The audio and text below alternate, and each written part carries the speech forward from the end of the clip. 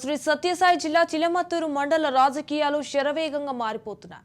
ఒక కోఆప్షన్ నెంబర్తో పాటు 10 మంది వైసీపీ ఎంపీటీసీలు తెలుగుదేశం పార్టీలో చేరారు. గత 2 రోజులుగా అత్యంత నాటకీయ పరిణామాల మధ్య చిలమత్తూరులో రాజకీయాలు మారిపోయాయి. గత స్థానిక సంస్థల ఎన్నికల్లో మండలంలో 15 ఎంపీటీసీ స్థానాలకు గాను 15 స్థానాలు గెలిచి అప్పట్లో క్లీన్ స్వీప్ చేసింది వైసీపీ ఎంపీటీసీలు తెలుగుదేశం పార్టీ తీర్థం పుచ్చుకున్నారు. వైసీపీ ఎంపీ పురుషోత్తం రెడ్డిని తప్పించి టీడీపీ ఎంపీపీని ఎన్నుకునేందుకు టీడీపీ అధిష్టానం సర్వసిద్ధం చేసింది. ఏకంగా 10 మంది ఎంపీటీసీలను టీడీపీలోకి చేరే విధంగా విశ్వ ప్రయత్నాలు చేసి సక్సెస్ అయిన టీడీపీ అధిష్టానం పార్టీ మారిన ఎంపీటీసీలతో కొత్త ఎంపీపీని ఎన్నుకునేందుకు ప్రయత్నాలు చేస్తోంది.